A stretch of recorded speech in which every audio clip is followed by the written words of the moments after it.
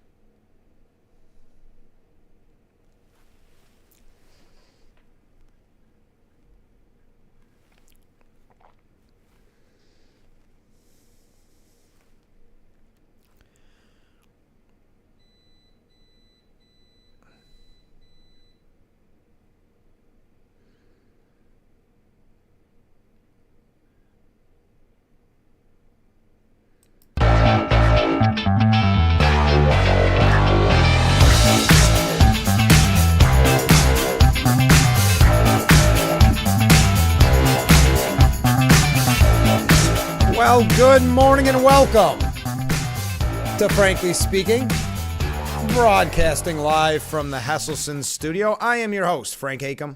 I'm so glad that you've joined us this morning because we have a lot to discuss. We're going to talk about Hurricane Milton here in just a second. I do have some comments from viewers after yesterday's program that we're going to get to as well. Later on in the show, in the 7 o'clock hour, we'll be talking with our good friends from San Giovanni Valderno, Italy, who have made the trip to visit their sister city here in Corning. There is a pasta dinner fundraiser tonight for the Sister City Committee. It's from 4:30 till 7:30 at the Corning High School cafeteria. It's pasta, meatballs, salad, roll, and dessert. Eat in or take out, just $15. Hope to see everybody there. We're going to hear from the students and some teachers from San Giovanni in the 7 o'clock hour. We look forward to that every year. Okay, first up, comments from viewers yesterday. A couple, in full disclosure, were during the program, but yesterday's program, because of our great guests talking about Proposition 1, which is up for a vote, which is a change to the New York State Constitution. We had Senator Barillo and Bobby Ann Cox, who were our guests. And it was a fantastic interview. It ran late. I had to play some catch up, and I didn't have an opportunity to mention some of these comments. First up, I've walked our dogs several times a week for the last few years in Riverside. The past year, I've seen more and more homeless people. This is what is supposed to be a growing economy.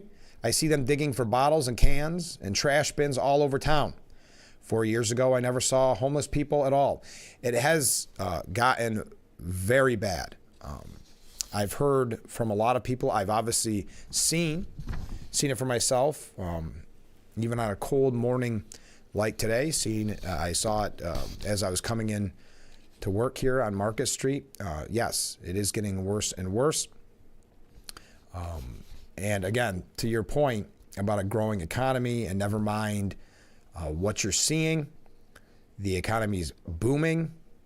That was even a part of the interview on 60 Minutes with Kamala Harris. So it was a somewhat tough question, but saying, numbers show that the economy is actually good, but people aren't experiencing it because of their grocery bills and et cetera. So it's, unfortunately, it's something that's, and even at the local level, a lot of people don't have the answers for the growing homeless issue.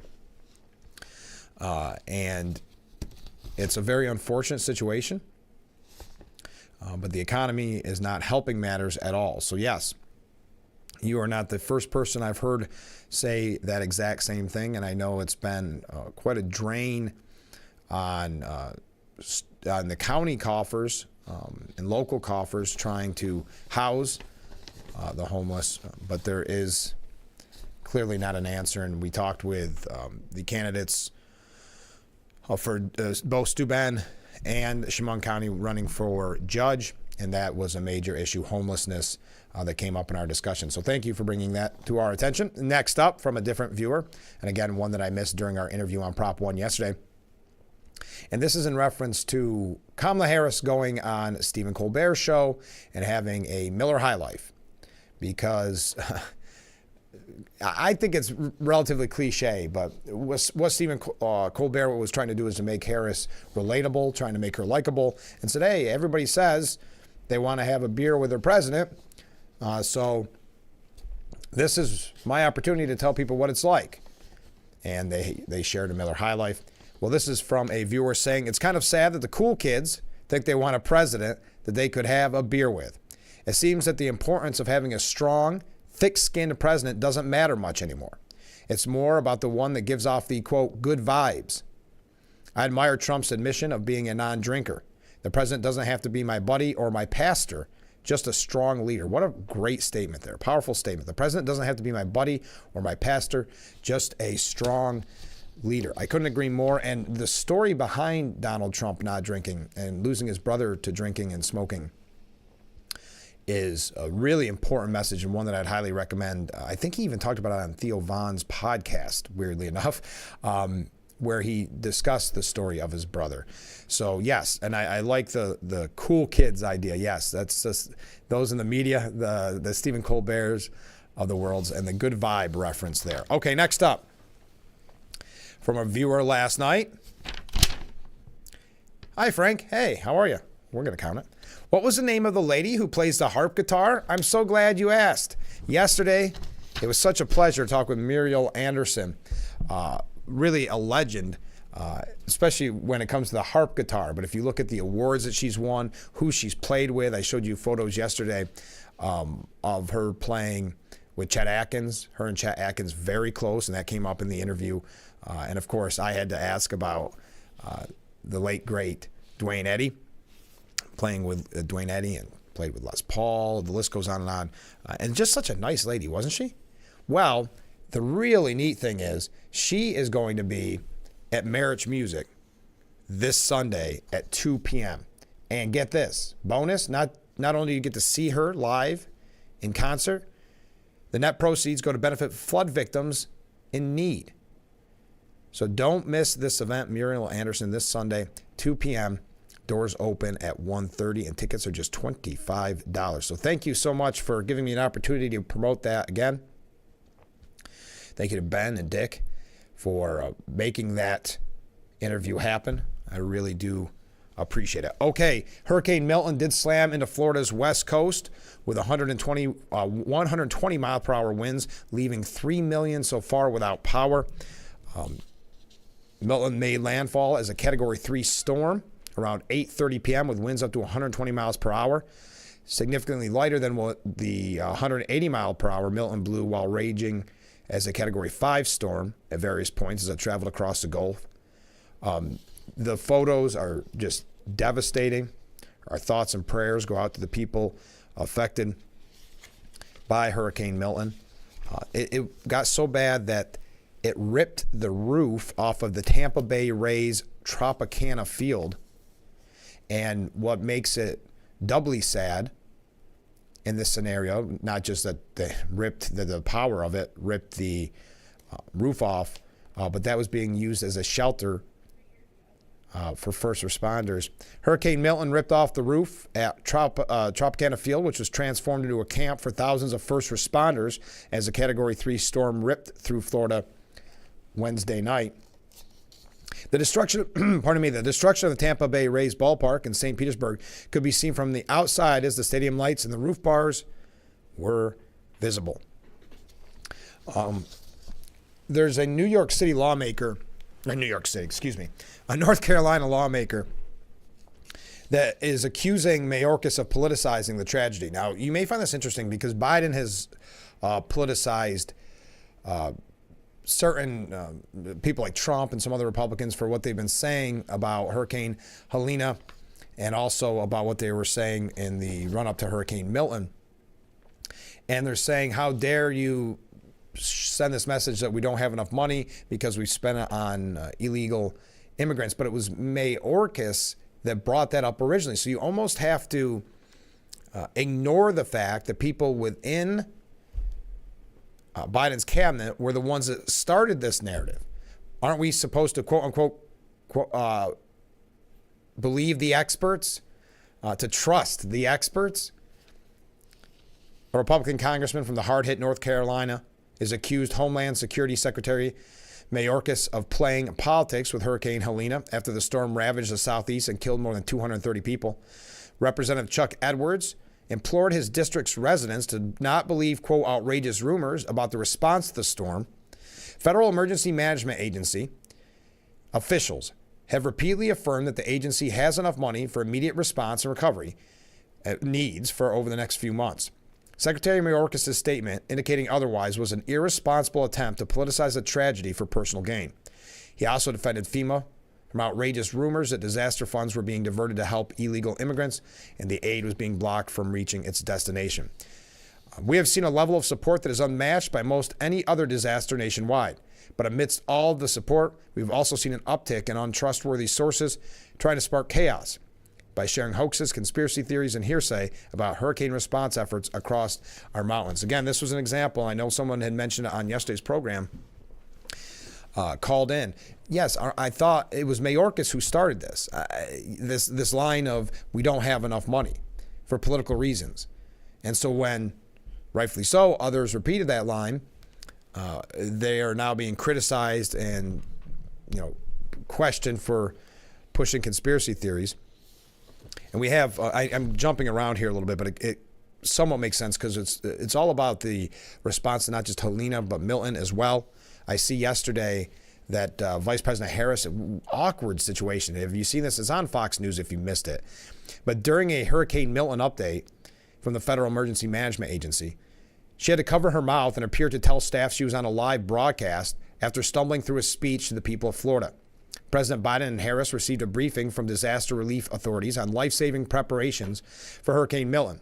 The two also received the latest updates on the forecast and expected impacts for Florida. While Biden attended the meeting from the White House, Harris and others attended virtually. At one point during the briefing, Harris covered her mouth and appeared to relay a message to someone else. "It's a live broadcast," she could be heard saying. The moment came nearly 20 minutes after Harris stumbled through a speech to Floridians. She glanced down multiple times, appearing to reference notes or a script. "To the people of Florida, and in particular the people of Tampa region, we urge you to take this storm seriously," she said. "As has been said before, this is a storm that is expected to be of historic proportions. And many of you, I know, are tough, and you've ridden out these hurricanes before. This one's going to be different. We ask that you, by every measure, understand it's going to be more dangerous, more deadly, and more catastrophic. So please listen to your local officials. They know what they're talking about. They know what they're doing. And if you are told to evacuate, please evacuate immediately. Do not wait until it's too late." Just awkwardly, and I guess that's the problem of being on the campaign trail and doing these meetings virtually. Now, on the ground, Donald Trump, former President Trump's family, hosted 275 Florida power and light linemen at his hotel in Miami due to Hurricane Milton. Eric Trump, writing on the social media platform X, saying, "You are amazing, and the Trump family and the entire state of Florida appreciate you. Enjoy the rooms. They're their best in Florida. Be safe." The linemen are slated to respond to the aftermath of the hurricane. So again, inviting 275 linemen at his Miami hotel amid Hurricane Milton. What a nice gesture, and what a great way to prepare those light linemen as they get ready to have, I can only imagine, work hours like you wouldn't believe, and being put in really harmful and dangerous situations. While he was doing that, Trump also slammed Kamala Harris for going on a media blitz while the South is still reeling from Hurricane Helene. After largely avoiding media news, Harris has made her appearances this week on The View, Howard Stern, you know all about it, Stephen Colbert. She's on a fundraising comedy tour while people are stranded and drowning all over some of our greatest states. And I think former President Trump raises a good point there, because I just go back to, and granted, in full disclosure, it was when Trump was president. But you remember the media outrage when he had the audacity, and I don't remember the storm itself, which one it was, but throwing paper towels, rolls of paper towels like footballs to people in need. And it was just outrageous. It showed a lack of empathy.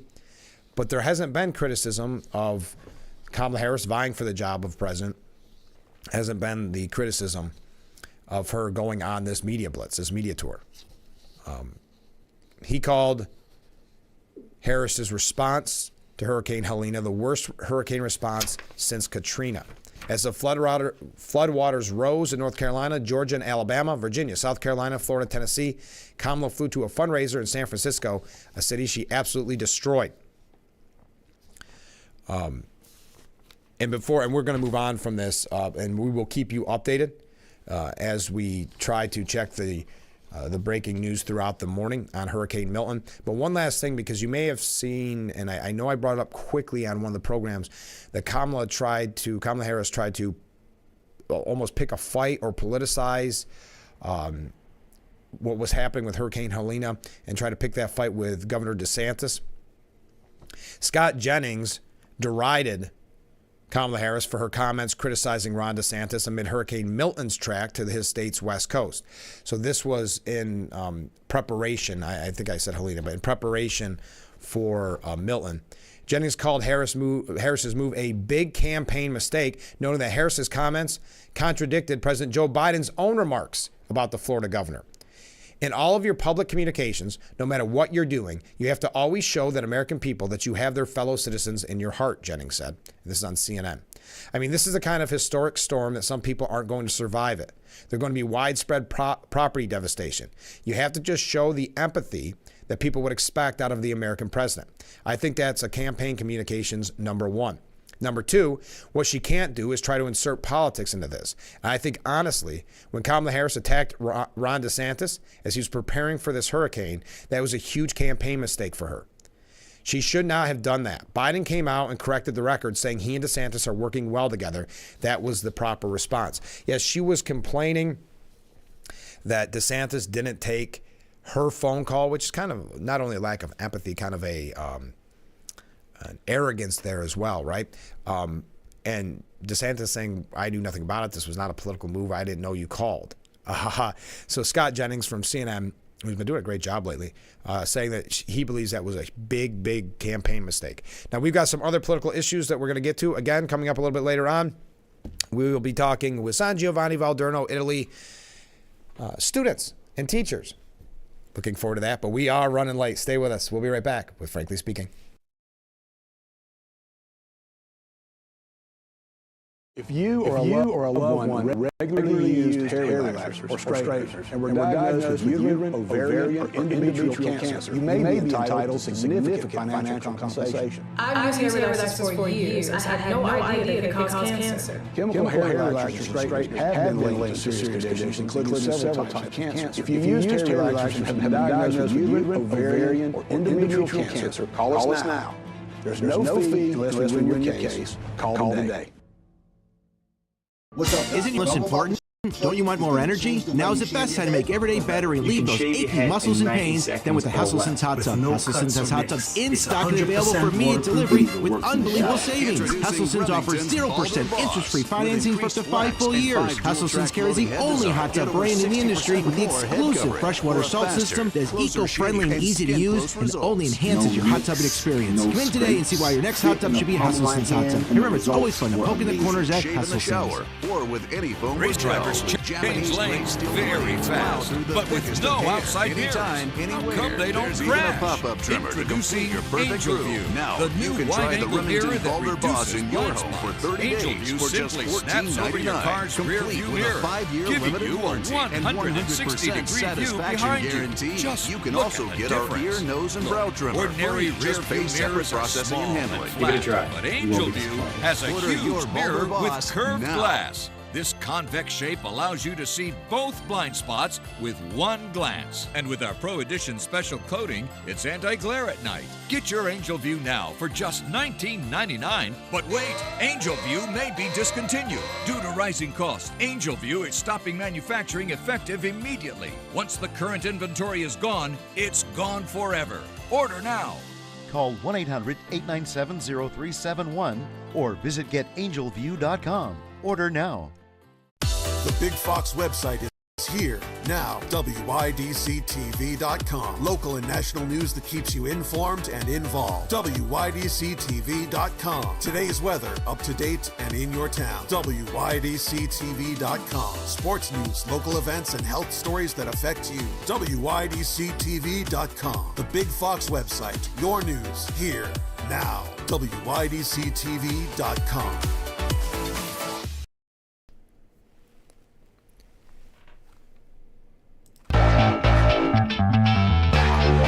The Frankly Speaking Roof Cam, brought to you by Boss Security and Horseheads. Contact Boss Security for all your business and home security needs. There's our beautiful view of Market Street as we broadcast live from the Hesselson studio here on Market Street. Let's go to some viewer comments, and then I have an update quickly because we're going to have to. We have a lot of updates actually, but one specifically. All right, a couple comments from viewers. I'd rather have a president that drinks a beer than a bunch of pot smokers all over the place. Cannabis everywhere. Cannabis, cannabis, cannabis. Oh, it's legal now, isn't it? Well, yeah, okay, but you know what? Trump is still a moron. Okay, I'm not fully understanding of your point. I will agree that pot is everywhere. It is pretty prevalent no matter where you go. Thank you for your comment. Next up, different comment from a different viewer. I'm so sick of the Democrats saying, oh, it's misinformation. Are we back in COVID times? I was watching Fox when the VP said everyone will get $750. Spreading these lies, I'm sick of it. Thank you very much. Keep those comments coming in. I appreciate it. Here's a quick update. And another reason why it is so important to vote. Yes, it's none other than Dalton Dictator, the world's super mayor. Tiffany Henyard was ruthlessly jeered out of a meeting in another surreal moment for the Illinois Village. She was ruthlessly jeered out, it says here, of a municipal meeting she barged into minutes Monday night, marking another surreal moment for the beleaguered Illinois Village. The self-proclaimed super mayor, and again, if you haven't been watching the show, this is a mayor that got into office, started spending lavishly taxpayers' dollars on trips, posters of herself around town. They recently had, within the last month or two, a big concert promoting the town, costing thousands upon thousands, and the town and the village is going broke. And when the council voted unanimously to audit the books, she vetoed that decision. So she went to the board meeting organized by sparring trustees, and she showed up an hour late. And when she tried to speak, the embattled poll was mocked, booed, and shouted down, according to reports. She said, I am the mayor of the village of Dalton, dramatically before a chorus of jeers rained down on her. Hold on, respect, guys, respect. Let me make my statement or I'm going to leave your illegal meeting. But attendees didn't seem to care as they continued to shout at her after she rose to her feet, clutched the microphone on the table, and deliver an ill-fated speech. Some residents even turning their back to her, according to the Chicago Tribune. She said she was there to make a trio of appointments to fill vacancies, but after 7 futile minutes, she ended up leaving. Another thing I want you to understand about the Board of Trustees is they are all corrupt. Every last one of them here is corrupt, she claimed. Wow. The reason I mention this is because it affects us locally. It's just a prime example of you need to know who you're voting for and what you're voting on. That's why we've said numerous times on this program that a goal is to have as many candidates as we can before November on the program. That's why so far we've spoke to each of them once, and that's going to double. We're going to speak to each of them twice, but Chemung County Family Court judicial candidates, and we've also spoke with the Steuben County Court and Steuben County Family Court judicial candidates as well, and we're going to have other candidates on because it is important to know who you are voting for. And also yesterday, if you watched the program, I hope that you did, we had a great discussion on Prop 1, which is a vote that you'll have to change to amend the New York State Constitution. And our guest yesterday supporting a no vote on that, wanting you to vote no. But we wanted to give you all the information. I thought yesterday was very informative. That's why we ran a little bit long. But that's the goal here. so that you are the most prepared and the most informed, because let's face it, as so many of the candidates said, there are not other outlets for you to have that opportunity. Getting the message out is very difficult, other than, of course, the good old pound the pavement that a candidate should do anyway. And everyone had such nice things to say about it. Everyone seems to enjoy it so much. So they have that opportunity, but they were all very praising that they had the opportunity to come on this program and speak to you directly. But we got to take another break. A couple other quick updates, and then we're going to get into the presidential race. What did you think of Harris's media blitz? What do you think about, if you watched any of it, Trump's rally yesterday? I think it was in Scranton, Pennsylvania. Feel free to weigh in at any time. Also, we do have some New York State issues, so stay with us. We'll be right back with Frankly Speaking. If you or a loved one regularly used hair relaxers or straighteners and were diagnosed with uterine... this is my client. Hello! Injury attorney William Mattar always puts his clients first. I gotta take this. There you go. So, I gotta take this. He's recovered millions for injured accident victims. Easy out, easy out. Ooh, it's mine. This is William. Hurt in a car? Call William Mattar. Your wallet is always in danger. Criminals can hack your information without you even knowing. Introducing Slim Mint, an ultra-thin RFID blocking wallet that keeps your cards and cash protected. Slim Mint uses the latest RFID blocking technology to prevent thieves from stealing your info. It's ergonomically designed to optimize space and keep your belongings organized. With the auto-locking Slim Mint, your cards and money stay securely in place. It has a built-in cash clip and a flexible outer band to fit your additional cards and cash. Call or click now and get Slim Mint for just $29.99. Order in the next 5 minutes and you'll get an instant $10 discount. So it's only $19.99. But wait, due to rising costs, this may be your last chance to get Slim Mint at this low price. There's a strict limit of 3 Slim Mint wallets while supplies last. Don't wait. Order now. Call 1-800-654-6604. Call or visit slimmintwallet.com. So call 1-800-654-6604. Order now. You and tear your old statements and bills, but thieves use this information to steal your identity. Don't be a victim. Get the ID Police, the new ink roller that encrypts all your old documents. So before you throw it out, just roll it on, and your information is gone, both on the front and through the back. Even if the paper is held up to the light, even your medical information is safe with the ID Police. So block it out before you throw it out. Order now and get your ID Police for as low as $9.99 and get free shipping too. This offer is not available on Amazon, so call or click now to get your ID Police for as low as $9.99 with free shipping. Order now. Call 1-800-898-1002. That's 1-800-898-1002 or visit getidpolice.com. So call 1-800-898-1002. Order now.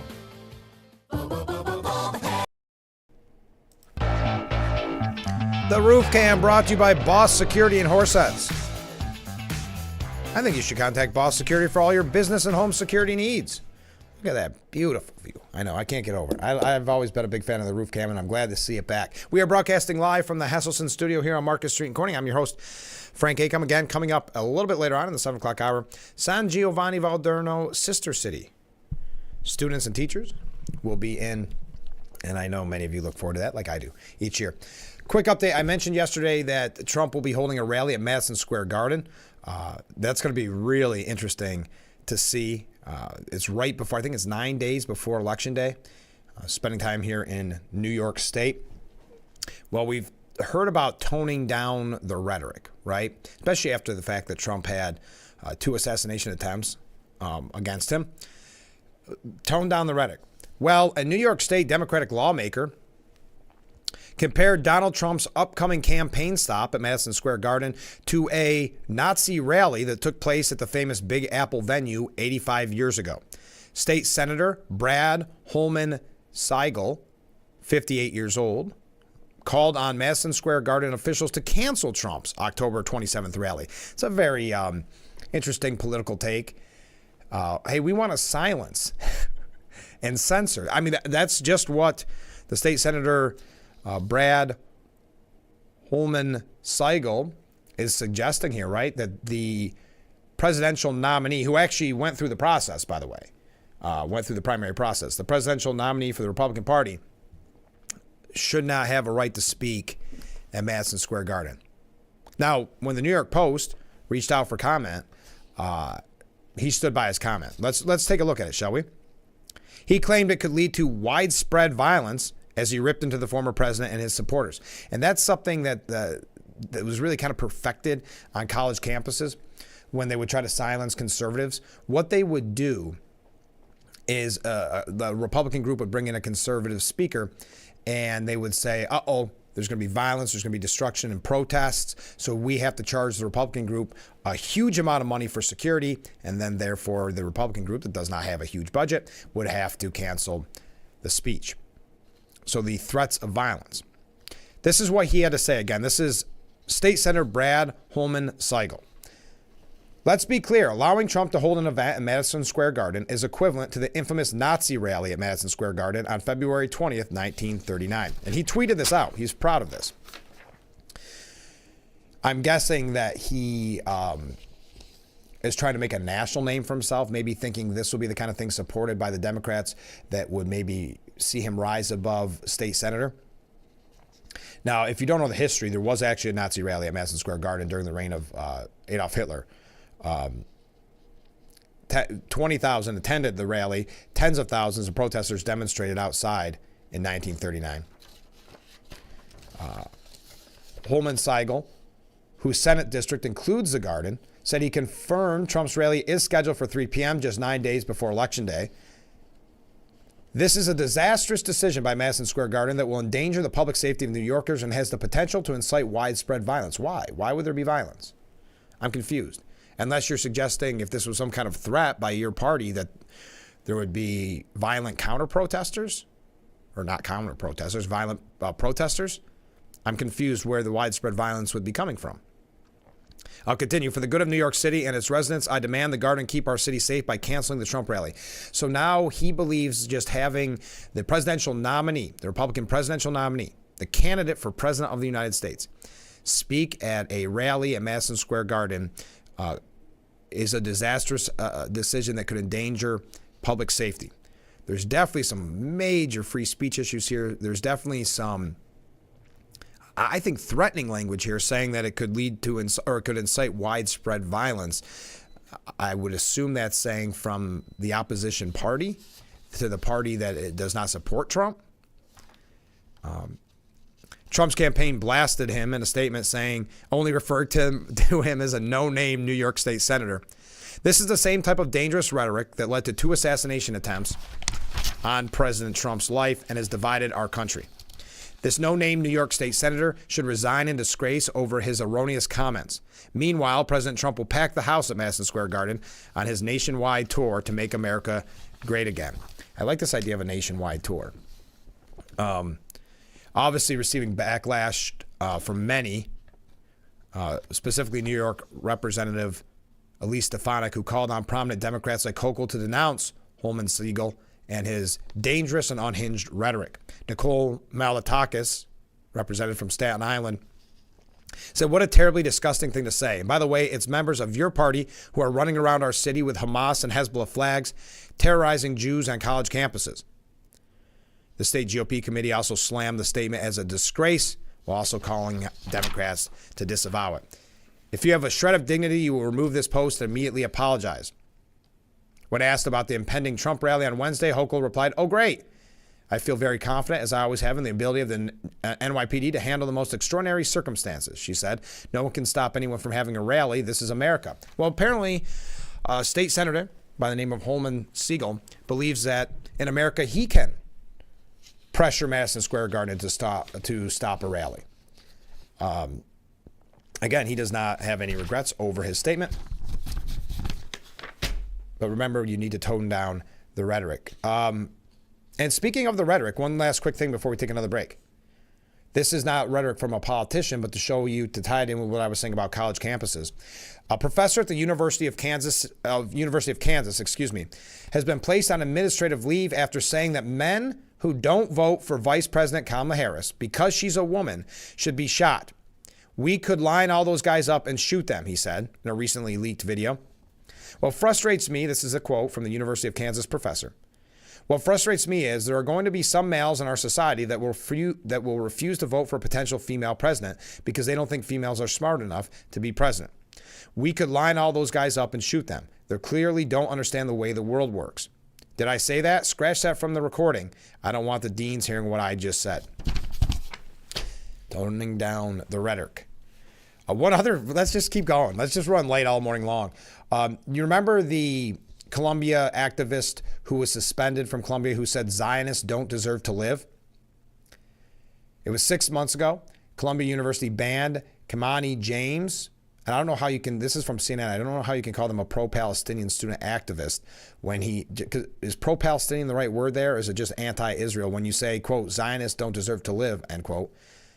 The coalition that apologized on his behalf has now rescinded the apology, regretted making the apology, and actually advocated for armed resistance against Israel. Quote, last spring in the midst of the encampments, Columbia University apartheid divest posted a statement framed as an apology on behalf of Kamani James.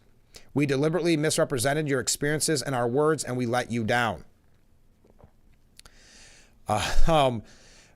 We support liberation by any means necessary, including armed resistance, the group said. When you've exhausted all peaceful means of resolution, violence is the only path forward. That is what is being dealt with on college campuses. And again, administrators, I know I'm jumping around a lot here, but administrators focusing on coddling those anti-Israel, anti-police, anti-American protesters and not caring one iota about the Jewish students on campus that have clearly real concerns about their safety and security. Okay, that was a lot of updates to get to. Running late. I know I keep saying it, but it's the truth, so stay with us.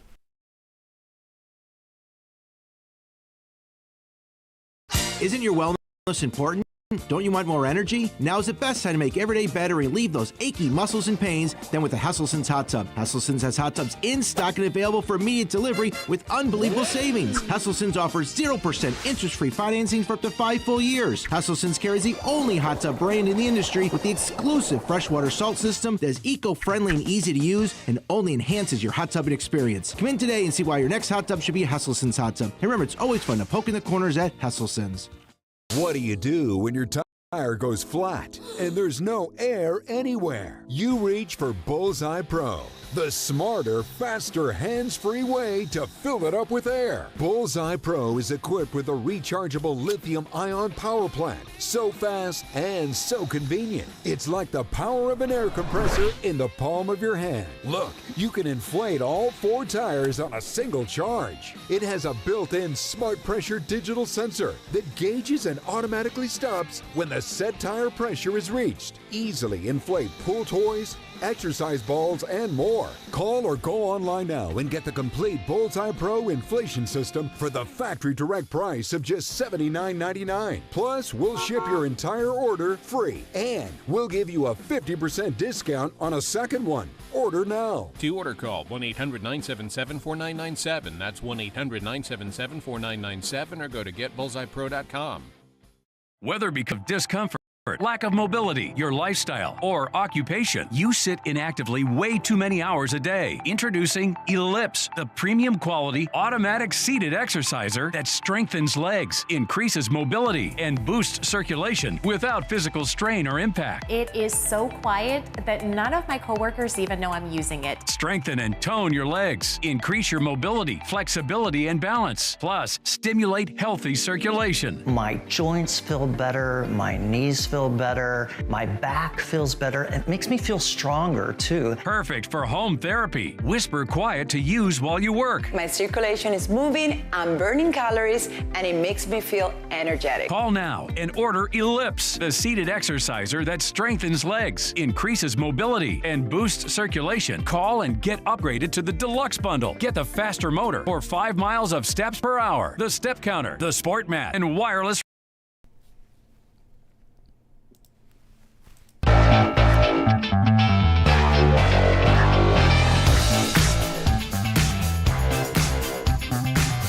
The Roof Cam brought to you by Boss Security and Horseheads. Contact them for all your business and home security needs. We are back broadcasting live from the Hesselson studio here on Market Street Corning. Thank you again for joining us. One last quick update. Two quick updates. We're going to be spending the whole show updating you.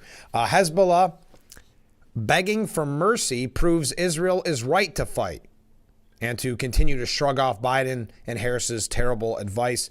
Coming from the New York Post editorial board and a story that we brought to you yesterday, or maybe 2 days ago, with Israel really being asked now by Hezbollah for talks of a ceasefire because Hezbollah has been nearly destroyed. Turns out, the Post says, bravely attacking your enemies with uncanny precision and skill rather than begging them for peace is effective as a military strategy. But there's a double lesson here. One is that the strategy demanded by the Biden administration, under which Israel would somehow win peace by giving up on eliminating Hamas in Gaza and not answering Hezbollah's year-long missile fire, is utterly absurd. Second is that Iran can be cowed and constrained, not through giving in to the regime's demands, but by standing firm against them. Don't hold your breath, waiting for Joe and Kamala in their Iran-worshipping inner circle to understand, though. I thought that was a very good piece. Okay. Oh, did you see Mike? This is kind of an update as well. House Speaker Mike Johnson referencing a story we brought to you yesterday, which was the ISIS-inspired Election Day terror plot that was thwarted. Very scary. He slammed the Harris-Biden administration on Wednesday for bungling the U.S. withdrawal from Afghanistan and subsequently letting in tens of thousands of migrants, one of whom allegedly planned to carry out an ISIS-inspired Election Day terror attack. This is what the Speaker Mike Johnson, had to say. Following the botched Afghanistan withdrawal, more than 77,000 Afghans were given humanitarian parole with little to no vetting and no intent to know their whereabouts. Nasir Ahmed Tawadi, the terrorist plotting an Election Day attack, was one of them. Good for Speaker Mike Johnson for calling this out. Whether it's their open border policies or failed foreign policy, this administration continues to risk American lives by allowing terrorists, murderers, rapists, and other violent criminals into our homeland. Yet another update. Hey, did you see, speaking of news, and feel free to weigh in on any, I know I'm covering a lot of topics this morning. Hillary Clinton's second book about losing the 2016 election. Not doing as well as the first book on losing the 2016 election. I know we mentioned this a few days ago, or I know it's probably longer than that. We were surprised that there was yet another book coming out by Hillary Clinton. The numbers that I've seen, where is it? By the way, full disclosure, the book is called Something Lost, Something Gained. In its first week, it has sold just 27,000 copies. That's less than 20% of her record-breaking haul during the Trump administration. But 27,000 copies, not really what you consider a hit. All right. Yesterday, one of the big stories. How am I doing on time? Now we're doing good. We covered all the ones that were kind of one-offs, but I wanted to mention. Again, we'll try to keep you updated on Hurricane Milton as news breaks. Okay. Where do I want to go from here? Oh, the Fox News had requested, again, a debate between Trump and Harris. This was breaking news yesterday that they sent out a letter asking both campaigns if they would do one last debate with Fox News right before the election. President Trump has shut the door on that yet again, saying, I won the last two debates. J.D. Vance easy won his debate with Walz, who called himself a knucklehead. I'm also leading in the polls, with the lead getting bigger by the day and leading in all swing states. The first thing a prize fighter does when he loses a fight is says that he demands a rematch. It's very late in the process. Voting has already begun. There will be no rematch. he announced. Now, earlier yesterday, Fox News invited both campaigns to consider October 24th and October 27th as potential dates for one last debate. With a month to go until the last votes are cast, Fox News Media would like to take one final pitch for a debate between Vice President Kamala Harris and former President Donald Trump, the company's President Jay Wallace wrote in a letter. They proposed Brett Baer and Martha McCollum moderate the forum, and the rules would have been similar to the CNN and ABC debates. I don't even think at this point Democrats respond that there's absolutely no way that Harris would ever accept a Fox News debate, even though she wants another debate. There's many reasons, but she couldn't do anything to show any type of support, if you will, for Fox. But also, she, as we saw even in the 60 Minutes, which they wanted it to be good. They wanted her to do good. But they, even with 60 Minutes asking some pushback questions, she couldn't handle it. And now there's the question and the concern over the same question asked and two different answers given, one in the promo before the interview and one during the interview. Now, Trump campaign is demanding the transcript from the interview. And we're going to talk about that when we come back. Stay with us. Keep those waves coming in. Keep those comments coming in. Having a good time this morning. And we're going to be talking with San Giovanni Valderno and the Sister City kids here in just a little bit. So stay with us. This is Frankly Speaking here on WYDC TV. Big Fox. We'll be right back.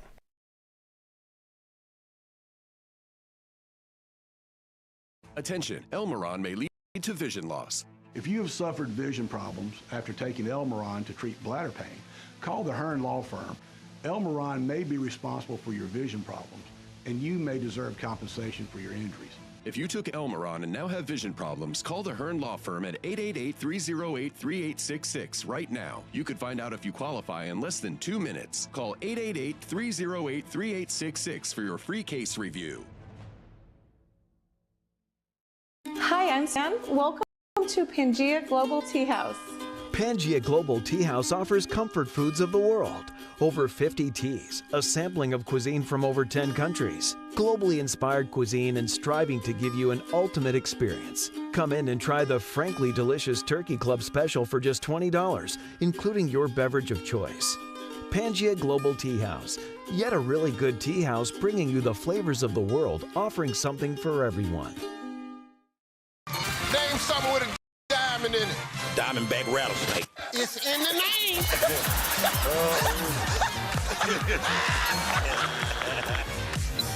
Name a low-calorie food you might make your edible underwear out of. Salmon. Watch it weeknights. Share it the next day. Wild caught Norwegian teriyaki. Share in the fun. Weeknights on Family Feud. 7 and 7:30 on Big Fox.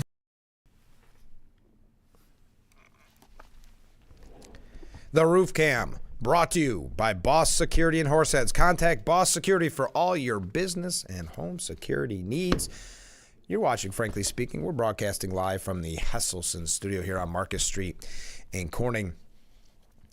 So there's an ex-CBS News reporter that says that there's precedent for releasing the full interview transcript when it came to Donald Trump. Now, to take a step back, so 60 Minutes, as I said, there's a question asked about Israel, and during the promotion for the run-up to the interview, they showed Kamala Harris's answer, and it received a lot of criticism online. It was what people call one of her word salads.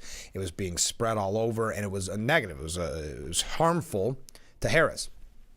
So when the actual broadcast played, they had edited it, and it became a somewhat clear and whether or not you agree with what she said, clear and concise answer. And I didn't realize that the interview went so poorly that that the moderator, Whitaker, actually talked over her in a recorded message, because it must have been another word salad. I saw the clip yesterday with a reporter talking about it, where, you know, they'll do, what's the term I'm looking for?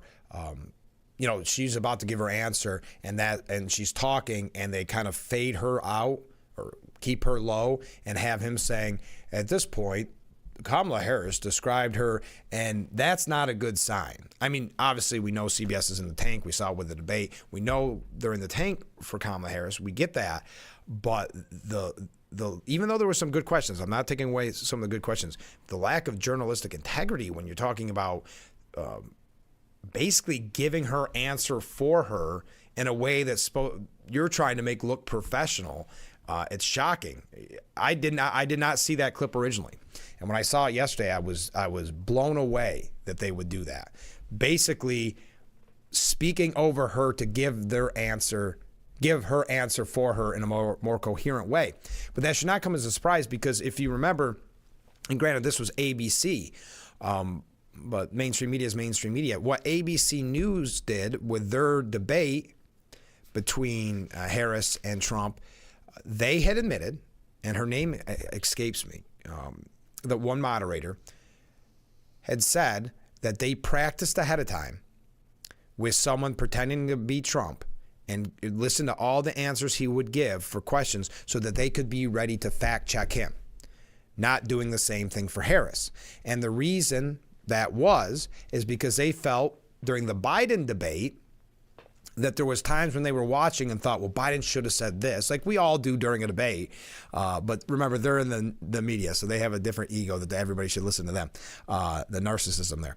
So saying, oh, Biden should have said this, or didn't have a great line of attack on Trump when he should have went this way. So they're watching that, and they basically vowed that's not going to happen again.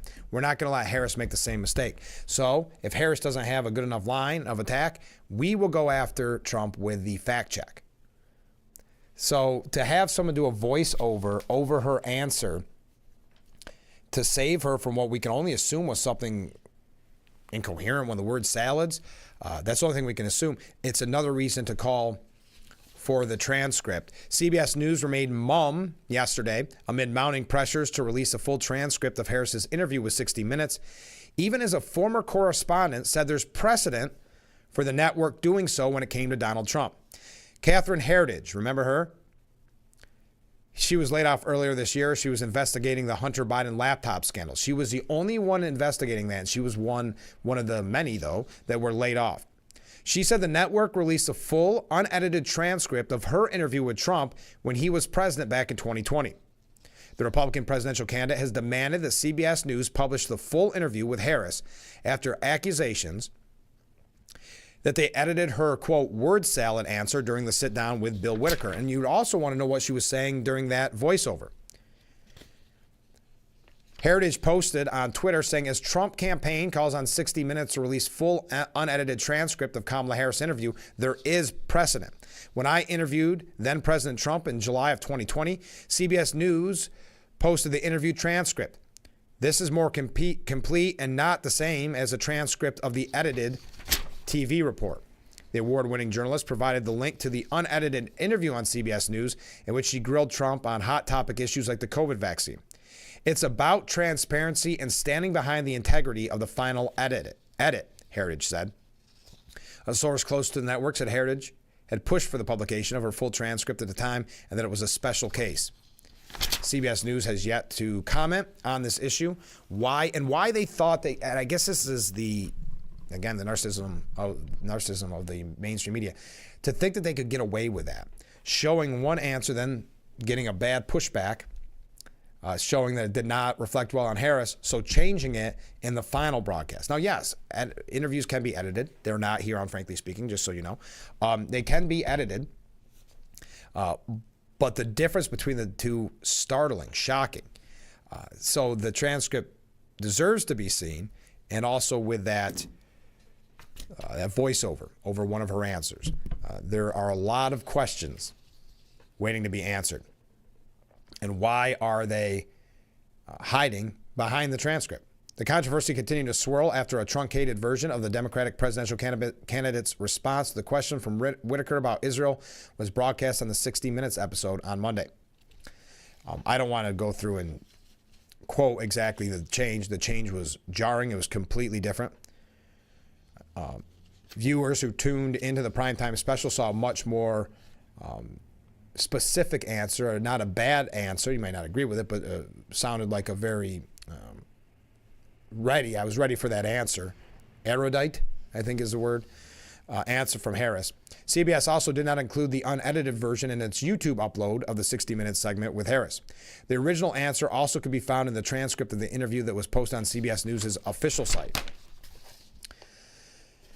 Let's see. The Trump campaign said on Sunday, 60 Minutes teased Kamala's highly anticipated sit-down interview with this epic word salad that received significant criticism on social media. During the full interview on Monday evening, the word salad was deceptively edited to lessen Kamala's idiotic response. That's the official statement from Trump's 2024 National Press Secretary, Carolyn Leavitt. So there you go. All right. That was just an update, really, from yesterday's program as well. Stay with us. We'll be right back with Frankly Speaking here on WYDC TV, Big Fox.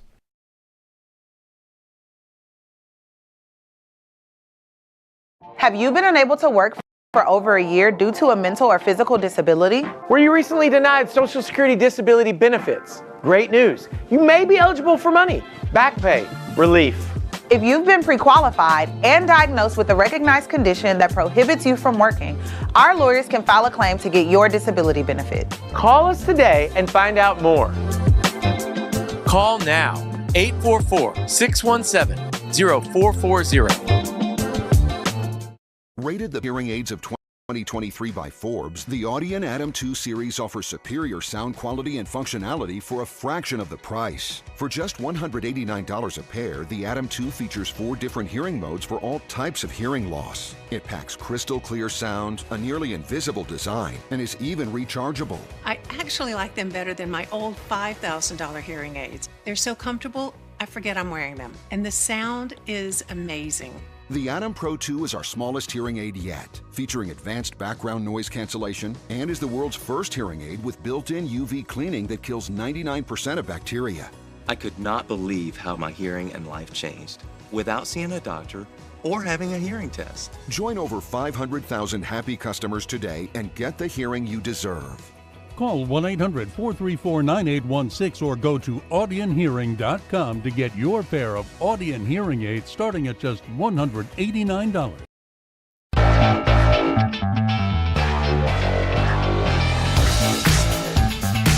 The Roof Cam brought to you by Boss Security in Horseheads. Contact Boss Security for all your business and home security needs. We are broadcasting live from the Hesselson studio here on Market Street in Corning, wrapping up our number one of Frankly Speaking. Hard to believe. In the next hour, we will be talking with students. I think there's a total of 9 students. In full disclosure, we recorded this yesterday because of their very busy schedule, though the interview was not edited, just so you know. But their very busy schedule, and the fact that we had 9 kids, and you've seen the studio here, fitting 9 kids in a little difficult, so we did 2 different interviews. They're just quick, but I know you're going to love them because tonight is the pasta dinner fundraiser for the Sister City Committee. It's the Corning San Giovanni Valderno Sister City Committee. It is tonight at 4:30 till 7:30 at the Corning High School cafeteria, just $15. Eat in or take out, and you can meet the students that you'll see here on Frankly Speaking. And tell them, after you watch the interview, of course, that they did a wonderful job. So that's coming up in the next hour. Also, because we had that question earlier on, well, it was actually after yesterday's program. Yesterday, we did interview Muriel Anderson. She is going to be at Marriage Music, excuse me. Maybe I should start editing. Marriage Music this Sunday at 2 p.m. Doors open at 1:30, and the net proceeds go to benefit flood victims in need. So don't miss that. What a fun interview that was yesterday. Okay, hour number one. Nearly through. Coming up in the next hour, we do have some pushback on, and I don't know where it's coming from. I'm kind of surprised by it. Harris is getting some pushback from the media for various situations. Some being that, why are you not going to more hard-hitting interviews? The one that you do did not go well, and then you go to Howard Stern, Stephen Colbert. Where's the actual getting to know Kamala Harris? Because remember, it's such a unique situation where she never received a vote to become the candidate, but there she is. So it seems like she has more explaining to do. Does sound like Desi Arnaz has more explaining to do. So instead, going to friendly outlets and not doing any press conferences. There's been 0 press conferences, but also not talking to, not even hostile news outlets, not even talking to friendly news outlets. And the fact that this was a major story, just the fact that she was giving interviews shows, well, let's just say some Democrats are concerned and scared that she's not doing enough to get her message out there. We'll talk about that, but we do have to take a break and start our number 2 of Frankly Speaking here on WYDC TV. Big Fox, stay with us.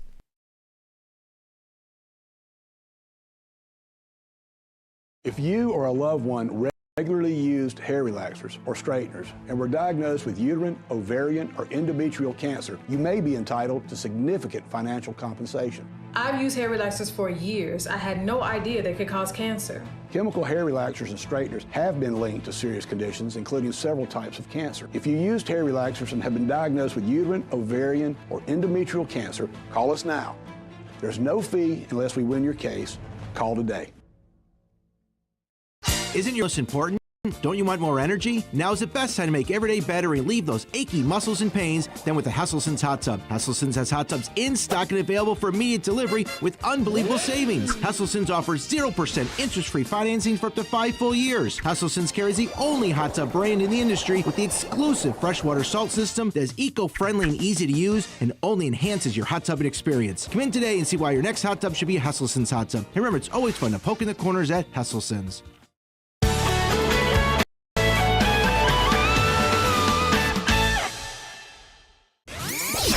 The Fox Sports app isn't just any sports app. It's your sports app. For the touchdown! Yeah, yours.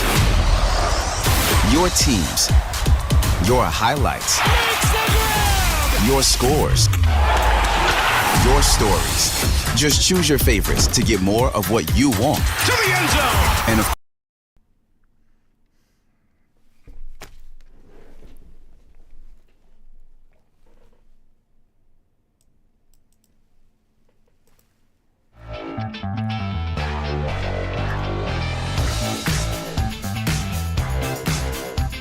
Our number 2 of Frankly Speaking is we broadcast live from the Hesselson studio here on Market Street in Corning. I am your host, Frank Acom. Thank you so much for joining us this morning. And I've got to say, we have such amazing viewers. You've shown it time and time again when we've asked for donations, whether it's for the Salvation Army or for Walk to End Alzheimer's. And just the fact that I received so many comments. And we have such a diverse crowd of viewers, and I thank you for that. And I think sometimes people send messages thinking that I'm not going to read them. Sometimes I can't read them. If I'm being honest, we do receive some messages that the FCC would not look kindly upon, and also sometimes they just don't fit into the. I'm kind of giving you an explanation of if you're new to the program, but that don't just don't fit the conversation, or maybe doesn't send the best message for what we're discussing. So they're not, I can't read all of them for time reasons. Sometimes we could spend the full show. The reason I bring this up is if you are new to for 2 reasons. If you are new to the program, you see the number on the bottom of your screen. You can reach out and comment at any time. You can call that number and leave a voicemail, or you can text message me, or you can just send a wave like you see down there at the bottom of the screen. So I've got to show you how great this audience is and how diverse it is, because there could not be 2 more wildly different messages from 2 different viewers. But I'm going to read them. First up, I like your program, Frank. Well, thank you. Trump is afraid he will get his, we'll say, butt kicked again in another debate. He is such a liar and admits he lies, just as his VP selection does the same. Except he has stated he would make up a lie if he had to. What the heck? Vance did a better job in his debate. He's a better debater than Trump. That's obvious, as Trump can't put 3 words together that make any sense. Trump has no plan but for his notion of becoming a dictator on the first day. It's sad to choose the lesser of 2 evils for president. 3rd time's a charm. First day, dictator. Well, he didn't say he was going to become dictator on the first day. He said day 1. Anyway, I'm not going to go through the whole thing. I just like reading comments. I only tend to read a few where I interject comments, my own comments in between, and I will not for that one. So thank you for the message, and thank you for watching the show. The next message from, obviously, you'll see in a second, a different viewer. Frank, this Democrat Party is an alarmingly propaganda machine. I say this in view of the cover-ups of Harris's squabblings and because they scramble to say anything negative about our next president, Donald Trump. With respect to this, then, I sincerely fear that the Democrat Party should be referred to as the Communist Party. Thank you so much for those messages. Keep them coming in. Is this a different person, or this just happened to come in at the same time? It's bad to use a lesser two evil for president. Third time's a charm. Dictatorship. I'm not sure what that means. And it may be, and it's not from the same person. Interesting. So there are our comments from you, the viewer. Thank you so much. Keep them coming in. All right, let's get back to it. New York Times. This is rare, and this is why I bring it up as a news story. Special counsel Jack Smith abused his power and is interfering in the 2024 election with a massive 165-page memorandum accusing Trump of committing crimes. That's according to an op-ed in the New York Times.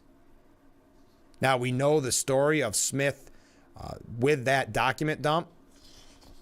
Harvard Law School professor Jack Goldsmith, a former George W. Bush official who has been critical of Trump, kind of all of that adds up, doesn't it? Harvard Law School professor Jack Goldsmith, a former George W. Bush official who has been critical of Trump, wrote in the Times that Smith had violated legal norms and appeared to be attempting to improperly influence voters.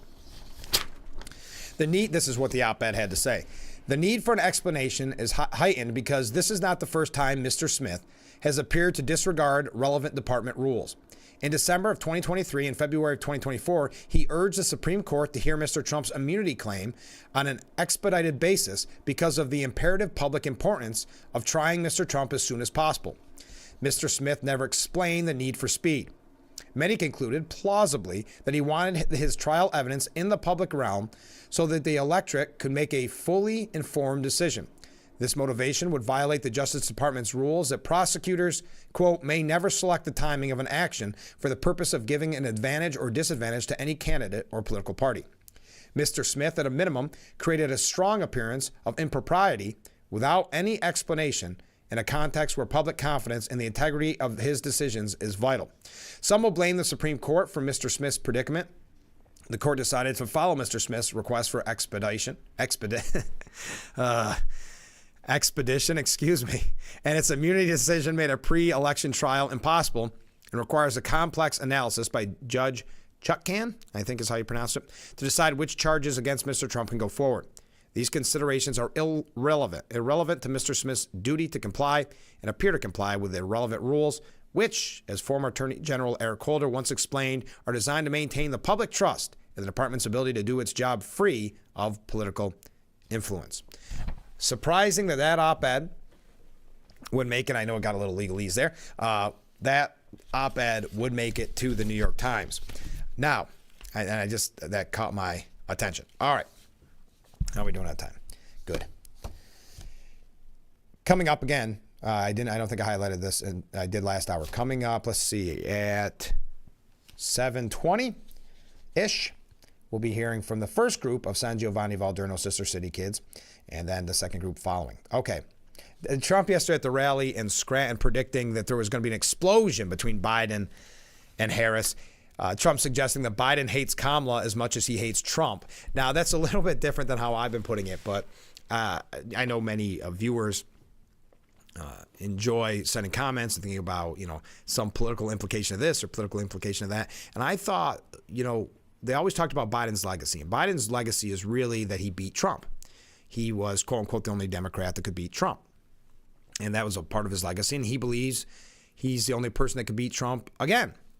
So when his own party, after 50 plus years of loyalty to his party, kind of stabbed him in the back and pushed him out, he had to feel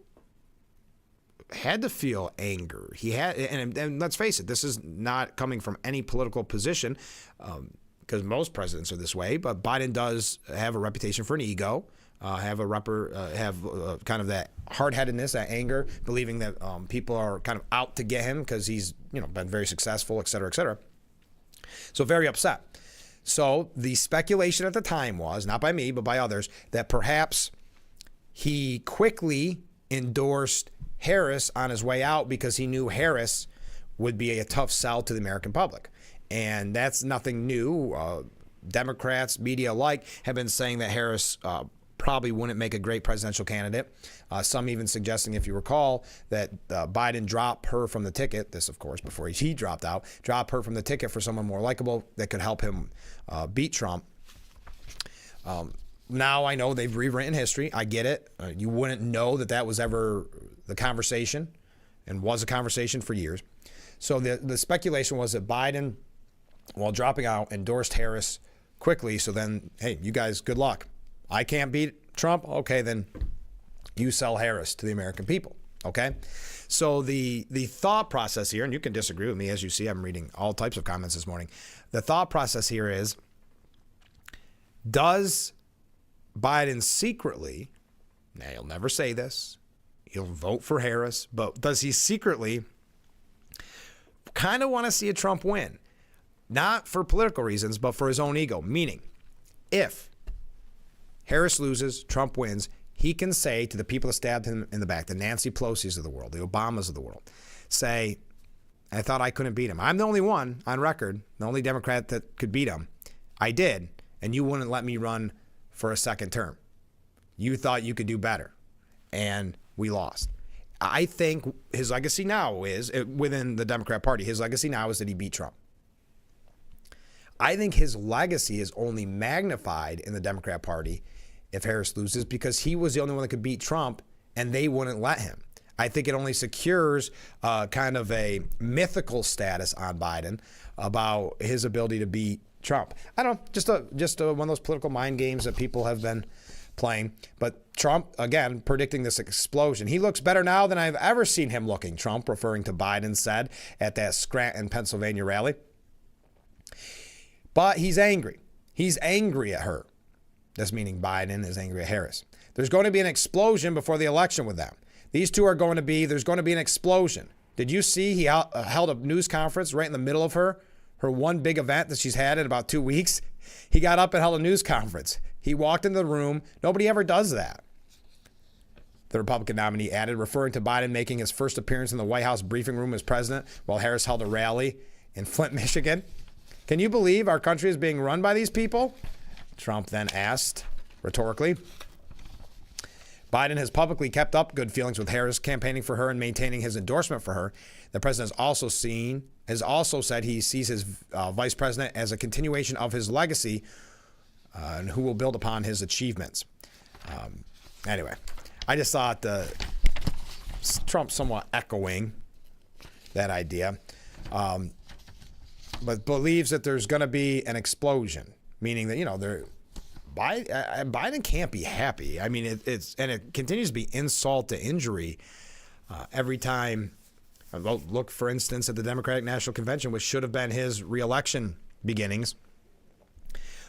They bumped his speech out of prime time. So it's just one thing after another, and then she's trying to distance herself from him sometimes, and then other times trying to attach herself to his legacy. They say behind closed doors he's not very happy that he's not being mentioned more, not being given more credit for what he has, quote unquote, done. But we got to take a break. I see there's other comments coming in. Keep them coming in.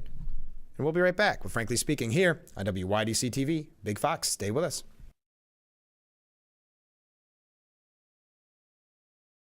Wow, you found it. I did. The History of Water Part 6? I've been dying to read this. I know, honey. I always wanted that book. At Culligan, we get that most people don't think about water like we do, and that's okay. You see, when we install one of our high-efficiency water softeners, we're thinking about hard water and limescale buildup, so you can just think about longer-lasting appliances and softer skin and hair. At Culligan, we think about your water, so you don't have to. Call today to schedule your free water test. Drivers change lanes very fast, but with no outside mirrors. How come they don't crash? Introducing Angel View, the new wide-angle mirror that reduces blind spots. Angel View simply snaps over your car's rear view mirror, giving you a 160-degree view behind you. Ordinary rear view mirrors are small and flat, but Angel View has a huge mirror with curved glass. This convex shape allows you to see both blind spots with one glance. And with our Pro Edition special coating, it's anti-glare at night. Get your Angel View now for just $19.99 through this special offer. But wait, this may be your last chance to get Angel View at this low price. There is a strict limit of 2 Angel Views per order while supplies last. Order now. Call 1-800-869-5346. That's 1-800-869-5346. Or visit getangelview.com. So call 1-800-869-5346 now. Bathroom of your dreams is only a phone call away with BCI Bath and Shower. We can make your ordinary bath and shower extraordinary. This is not a cookie cutter design. This is a complete custom build that will fit your every need. It's never been easier or more affordable than right now to get the bathroom of your dreams. We have the best monthly programs in the industry with payments as low as $99 per month or no payments, no interest for 18 months with approved credit. The hardest part of your new bathroom is gutting and building the tub and shower. If your bathing area is old, there could be damage behind the walls and possible mold and mildew, which can be a serious safety issue. At BCI, we don't cover a problem, we fix it. Call now to get a never clean glass treated door with the no-track system at half off for the first 50 callers. Factory trained, certified installers made in the USA and discounts for seniors and military. Call 800-704-1798. That's 800-704.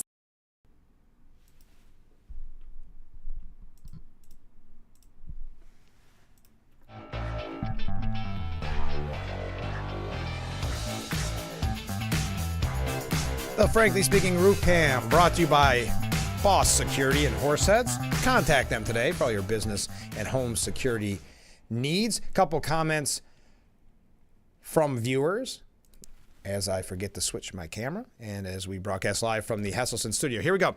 Read Kevin Sorbo's letter on why he is voting the way he has voted. He is voting and all the positive things he is voting for versus the negative. I will look that up. I had the real pleasure of talking with Kevin Sorbo quite a few years ago. Just such a nice, down-to-earth guy. And I don't know, when it comes to movie villains, the part he played in the movie, if you recall, that was a mega hit at one time, well before COVID, God's Not Dead, playing that, well, I won't give too much away. But anyway, very nice guy. And I know that he's very succinct in what he says and very smart in what he says. So I will look that up. Thank you for the recommendation. Next up. My take on Biden's legacy, thinking he could beat Trump a second time, given the dismal state of affairs of our country that it is in currently. He is overwhelmed by it. Oh, let me try it again. My take on Biden's legacy, thinking he could beat Trump a second time, given the dismal state of affairs our country is currently overwhelmed with, is delusional. The mindset of the question, and I understand what you're saying. The question itself, though, isn't whether Biden could win or not. I wasn't posing that question, though that's a very good point. I'm just saying the idea that he's the only one that can beat Trump. So if Harris can't beat Trump, he essentially can still say he's the only one that could beat Trump. But yes, I think your point is very well taken. I was just not posing it as a question of whether he could still beat Trump or not. Though there is that kind of interesting, and I think this is why Harris is trying to latch herself a little bit maybe more to Biden than she had in the last couple weeks, because there is, to Trump's point, a little bit of nostalgia there, or a little bit of because people aren't seeing Biden as much, thinking, well, I don't think it was that bad, or I haven't seen the debate. I saw it months ago.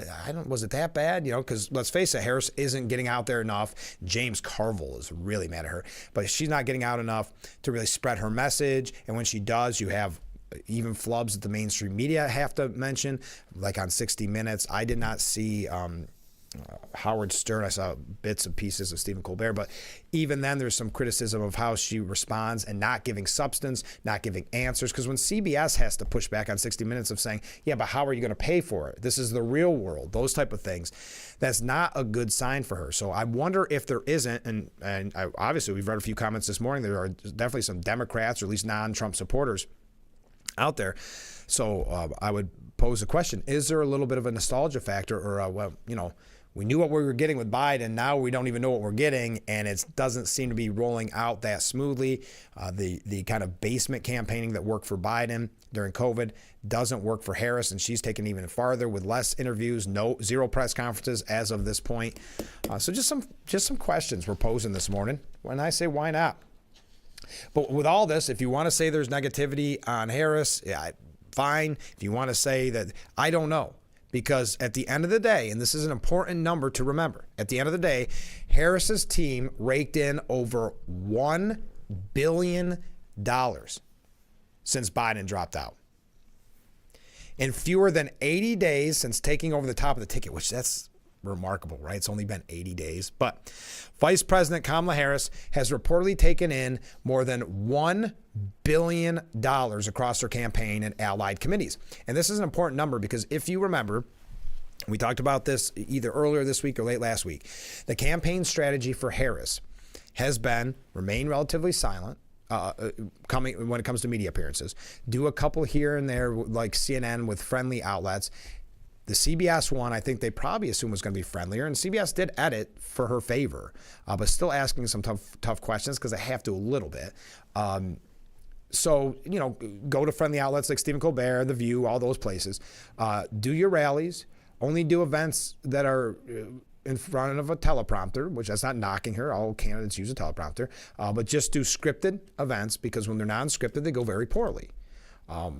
I think that's just a matter of fact. So, and I think Howard Stern said it perfectly when he gave the endorsement to her, because he is a supporter, that I'm going to vote for you, but I would also vote for that wall. That was very telling. That it's not about Kamala Harris. It's about anybody but Trump, the hatred for Trump. That's fine. But back to her campaign strategy. So she gives very few interviews. Everything's teleprompter. And then how do they get their message out about who she is and who Trump is? They spend the money. And we don't get it. We get a little bit here on national news or national TV and some local, I assume.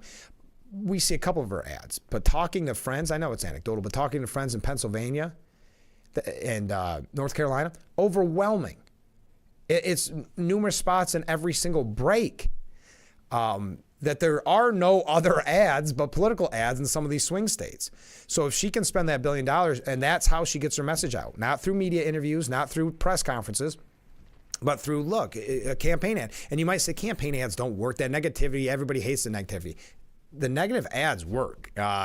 It's been proven time and time again. So she now has $1 billion to spend. So that is not something to take lightly.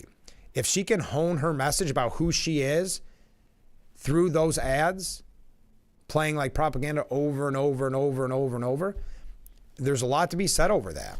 And this is a new strategy. And if it is to work, it's a strategy that we can expect in the future. Because when something's successful, especially in the world of politics, it is latched onto and beaten to death. The eye-popping figure dwarfs the roughly $853 million Trump has raised across his political operation thus far during 2024. It also far outpaces the fundraising tempo under President Biden. Past presidential cycles have seen candidates, including Trump and Biden, leap past the $1 billion mark between totals raised across the campaigns and outside groups. But the breakneck pace at which Harris, 59, has reached this feat is unprecedented. So you've got to say to this, never has big money played such an important role in a presidential race. So Harris hitting $1 billion. All right, we'll read some of your comments, but first, the moment we've all been waiting for. Coming up, the first group of kids from Corning, or not from Corning, from San Giovanni Valderno, Italy, which is Corning's sister city. So that's coming up next. We're going to have a quick segment with the first group, take a break, and then a quick segment with the other group, because again, tonight is the pasta dinner fundraiser at the Corning High School Cafe from 4:30 till 7:30 p.m., just $15, and all proceeds benefit the Corning San Giovanni Valderno Sister City Committee. So our first group of kids coming up after this. Stay with us.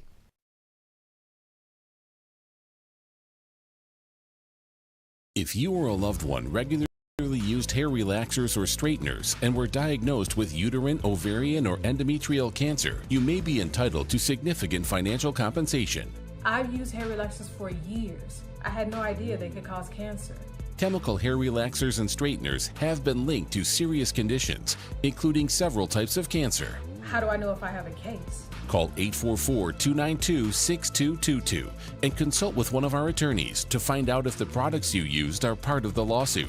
Your eligibility will also depend on how often you use these hair products and your specific cancer diagnosis. If you regularly used hair relaxers or straighteners and were diagnosed with uterine, ovarian, or endometrial cancer, call us now. Call 844-292-6222. How much will it cost to talk to an attorney? There is no fee unless we win your case. Call 844-292-6222 for your free case review. What do you do when your tire goes flat and there's no air anywhere? You reach for Bullseye Pro, the smarter, faster, hands-free way to fill it up with air. Bullseye Pro is equipped with a rechargeable lithium-ion power plant. So fast and so convenient. It's like the power of an air compressor in the palm of your hand. Look, you can inflate all 4 tires on a single charge. It has a built-in smart pressure digital sensor that gauges and automatically stops when the set tire pressure is reached. Easily inflate pool toys, exercise balls, and more. Call or go online now and get the complete Bullseye Pro inflation system for the factory direct price of just... I tend to get crazy. At my age, I should not be jumping up and down like that. And if you don't know what I mean, ask your mama. The young ones, y'all like, we don't know what you're talking about. But I promise you, in 30 years, you will. It's the best time in daytime. Weekdays at 2 p.m. on Big Fox.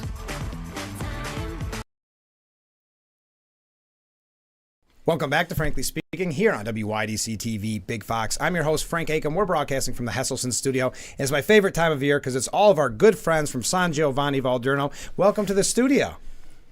Thank you. Thank you. Thank you. We're glad to be here. Yes. I'd like you, if you don't mind, to introduce yourself. Yes, my name is Marco Prina. I'm a teacher here. Yeah. With my students. Yes. Hi, I'm Gaia Bonchi. Hi, I'm Carmen Sponiello. Hi, I'm Cristian Ermini.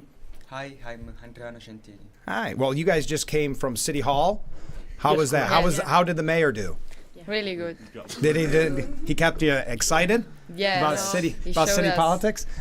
People That's where you start in the morning. They're just waking up and you take them over to City Hall. I think the role game was, we had a role game. Yeah. You know, we pretended we were, the city council. Yeah, oh yeah. And Christian was the mayor. Oh, yes. Congratulations. Yes. He performed great. Yeah. You know. Oh, Yes. good. You got a challenge. Exactly. Yeah. So how's the trip so far?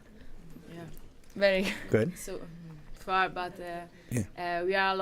we are so tired for this trip because For the jet we made lag. a lot of things and we see a lot of places. So yeah. And this place is so beautiful. So Oh, that's very nice. Do you? I can ask each of you. Do you have a favorite part of the trip so far? What? Oh, Watkins Glen. Glen. Yeah. Oh, that's neat. It's beautiful there. You mean the park or the race cars? The park.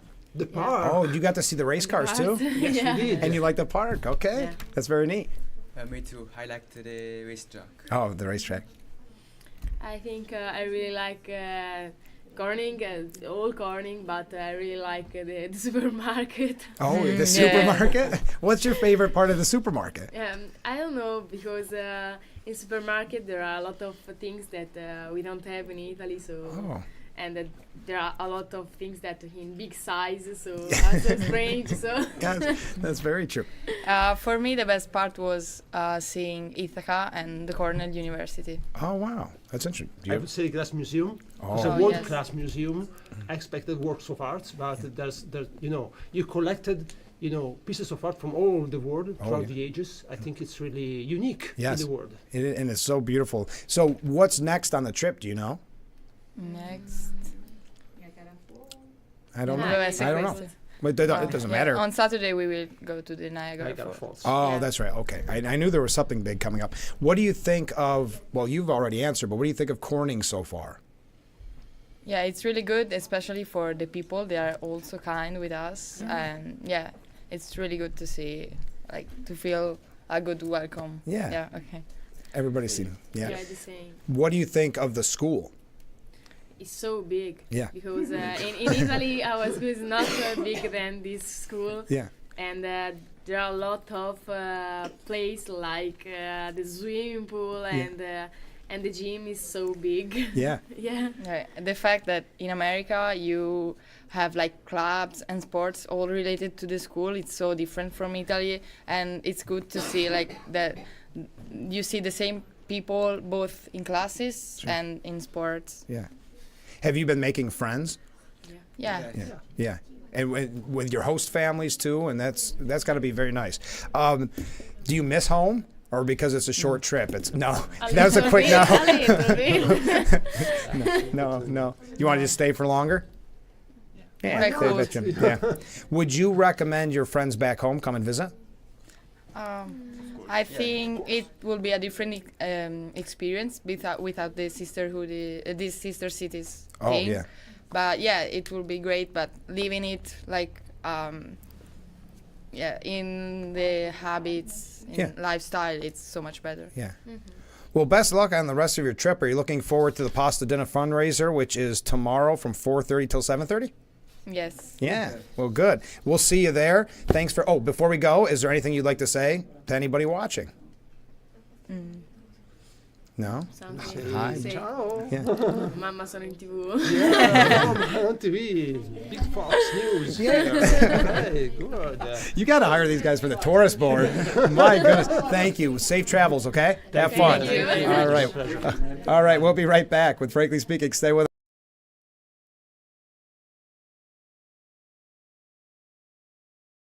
Our water's better tasting. It's better for the planet.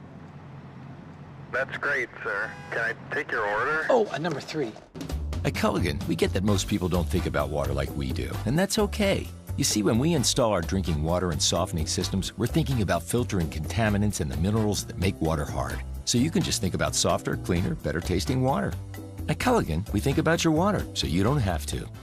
Call today to schedule your free water test.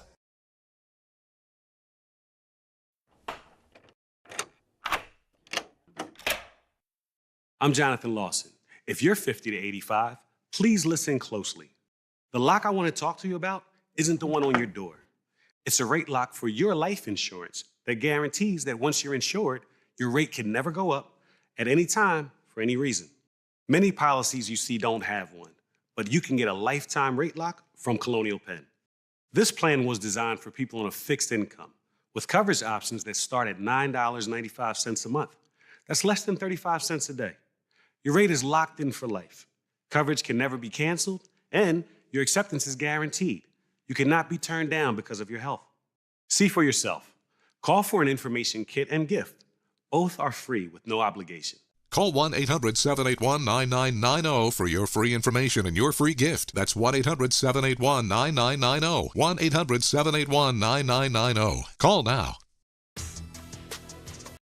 Now there's a product that sears food, stirs it, even shreds it for you. Introducing the PowerXL StirMax Multi-Cooker with a built-in auto stirrer that gives you the freedom of adding your ingredients and walking away and coming back to meals that cook up to 60% faster. No more stirring food. StirMax technology automatically rotates the paddle clockwise, then counterclockwise, so it stirs it for you. Powerful enough to even shred food. Then the 7.5 quart pot goes right to the table to serve. With a premium ceramic coating, nothing sticks. And it's dishwasher safe. Now you can try the PowerXL StirMax Multi-Cooker with lid and recipe guide in your home for 30 days for just $14.99. You also get the steamer and rice basket for healthy meals, StirMax serving spoon that snaps in place for easy serving, and $100 in free grocery coupons. We'll even ship your order all absolutely free. This is an exclusive TV-only offer, so order now. Welcome back to Frankly Speaking here on WYDC TV Big Fox. I'm your host, Frank Hakem, and we have more kids from the San Giovanni Valderno. Thanks so much for being with us. Hi. I was hoping we could do like the last interview, if we could have you each introduce yourselves. So do you want to start? So I'm Laura Dolfi. I'm Ilaria Righi. I'm Yolanda Besci. I'm Anastasia Haldini. I'm Agnese Rosi. And I'm Elisabetta Pasquini. I'm the teacher. It's good to see you again. Yeah. And this is it's like we practiced that. That was so smooth. So what did you guys think of City Hall and the job the mayor did? It was fun. Didn't like it as much as the last group. So how has the trip been for you so far? Anybody, feel free to answer. It was good. Yeah. We have a lot of, we did a lot of activities, Yeah. and they were fun and interesting.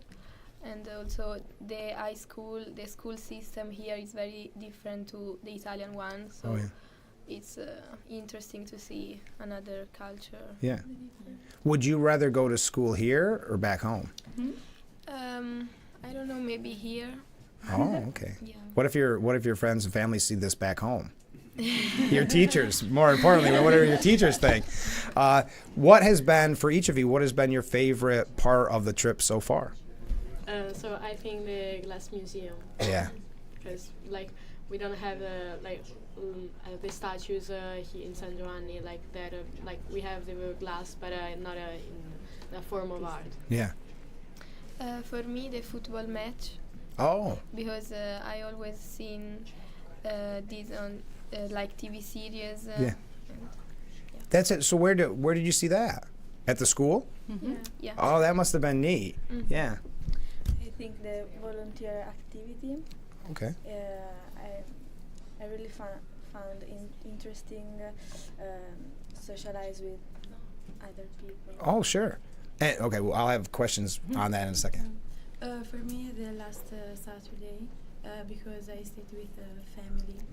Oh, that's nice. And got to get close to the family? Yeah. Yeah, oh, that's nice. For me, the Cornell University. Oh, yeah.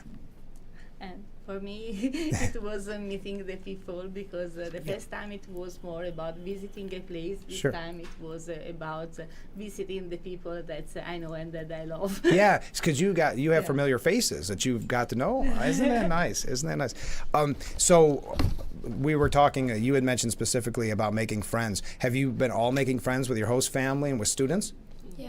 So it's been a great experience so far. Do you think you'll stay in contact with some of them? Yeah. Yeah. Isn't that nice? These are always such heartwarming interviews. You make it sound so nice here. How different is it from home here?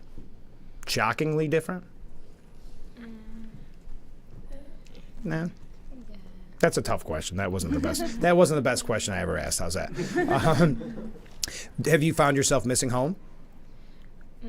Yeah. A little. Yeah. Yeah. But we are happy to be here and do this experience. Yeah.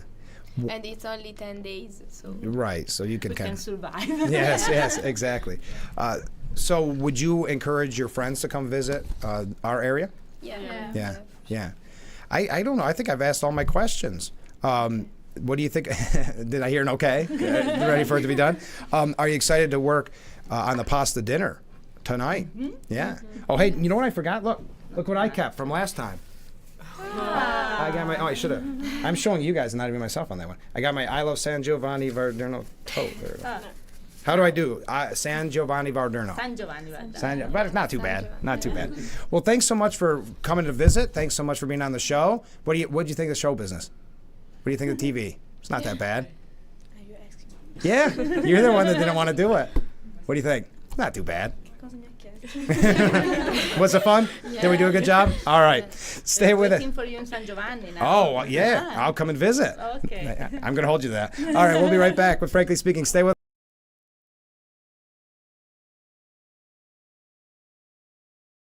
If you or a loved one regularly used hair relaxers or straighteners and were diagnosed with uterine, ovarian, or endometrial cancer, you may be entitled to significant financial compensation. I've used hair relaxers for years. I had no idea they could cause cancer. Chemical hair relaxers and straighteners have been linked to serious conditions, including several types of cancer. If you used hair relaxers and have been diagnosed with uterine, ovarian, or endometrial cancer, call us now. There's no fee unless we win your case. Call today. What's up, guys? What I'm about to show you is going to change the way you shave your head forever. You can shave your head in 90 seconds or less. With no cuts or nicks. It's 100% waterproof. It even works in the shower. Introducing Remington's Balder Boss. With increased flex and 5 dual-track floating head design, get over 60% more head coverage for a faster, closer shave and skin-close results. No nicks, no scrapes. Fit in the palm of my hand, and the results were amazing. Shave in the shower or with any foam or gel. with Japanese grade steel blades plow through the thickest of hair. Anytime, anywhere. There's even a pop-up trimmer to complete your perfect groom. Now, you can try the Remington Balder Boss in your home for 30 days for just $14.99. Complete with a 5-year limited warranty and 100% satisfaction guarantee. You can also get our ear, nose, and brow trimmer free. Just pay separate processing and handling. Give it a try. You won't be disappointed. Order your Balder Boss.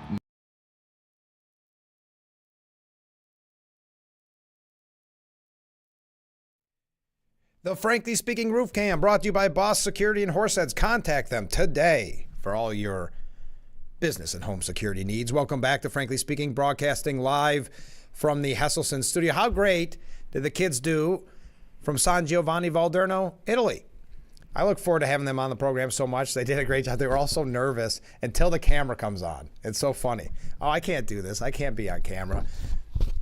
Oh, wait. Yes, I can. And then they do it better than I do it. So, again, don't forget, the Corning San Giovanni Valderno pasta dinner is tonight. I hope you can make it out. If you do, I'm going to be there for a little bit to say hi. But if you do, make sure you tell the kids what a great job they did on Frankly Speaking.